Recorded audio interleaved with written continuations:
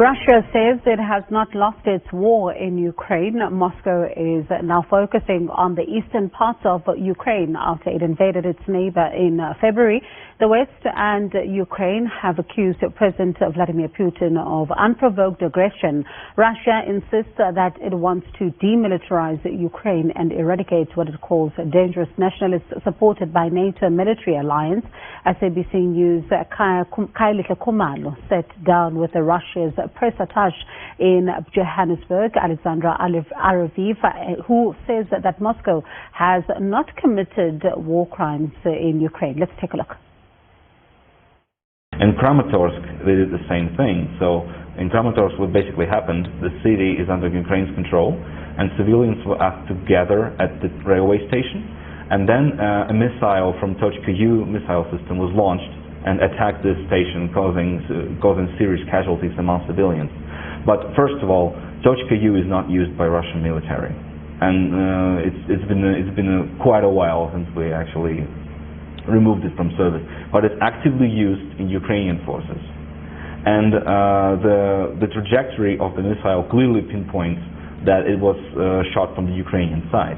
And even the number which was found on the debris of this rocket, on the fragment of this rocket, it clearly points to Ukraine. It's part of this is the exact reason, as our foreign minister said in one of his interviews, this is the exact reason why this video clip of this attack, and while this topic is not raised, basically hushed in the West now, because it clearly points to Ukraine, clearly sets provocation. So unfortunately, the Kyiv regime just continues on with more atrocities, with more casualties against civilians. If you think that they have abandoned the practice of hiding behind civilians as human shields, then you are wrong. They still use the civil infrastructure as a cover. They still use civilians as human shields. They still commit crimes against civilians.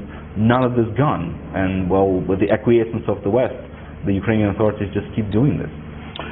What do you make of the civilians that have been killed? So you talk about denazifying, you talk about demilitarization, but undoubtedly some Ukrainians have died here. What's Russia's response to that? Well, yeah, unfortunately, yes, an armed conflict, it always leads to civilian casualties. Indeed. And as I said, well, I'll say it again then. What's happening in Ukraine is first and foremost tragedy for Ukraine and Russia. So Russia came not to destroy civilian infrastructure or kill civilians or just commit atrocities. We came to stop the war that has been conducted by the Kyiv regime against the civilians for 8 years. So unfortunately, due to their practice of like hiding behind the human shields and stuff, they deliberately put the civilians on the front line to then put the blame on Russia for the atrocities and for civilian casualties. Unfortunately, yes, the casualties do happen, but Russian military does everything in its power to reduce the number, to avoid casualties among the civilians. This is why we're attacking military infrastructure uniquely. We're attacking the armed forces uniquely, not the civilian infrastructure, not the civilians. While Ukrainian side, on the other hand, they deploy heavy equipment, they deploy troops in densely populated areas. They fail to agree on humanitarian corridors. They block the humanitarian corridors that are leading to east, to Russia. Mind you that they don't block the corridors that go to the west. So they do everything to keep the civilians because they use them as a shield. This is their tactics. And unfortunately, yes, we mourn for every life lost in this conflict, because loss of human life is a tragedy. We fully understand that. But, well...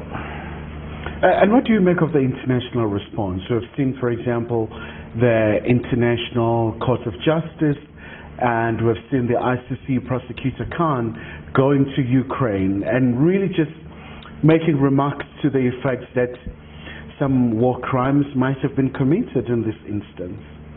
Well, the war crimes committed by Ukrainian side, well, I hope they will take due note of that. And there were numerous war crimes committed long before Ukrainian conflict, like U.S. committed war crimes in Iraq, NATO destroyed Yugoslavia, NATO destroyed Libya. Has anyone investigated those war crimes? Over 1 million of civilian casualties took place in Iraq, over 1 million. civilian casualties. None of this has ever been investigated. So it's, again, double standards coming from the West. So the atrocities and war crimes committed by the West, by the U.S. and its allies, well, we can turn a blind eye on this. We don't launch the investigations and stuff. But when they try to blame Russia of everything, anything goes. So it's high time they remembered about the war crimes. And they should have done this long ago when they committed numerous war crimes, I repeat myself, numerous war crimes elsewhere in the world.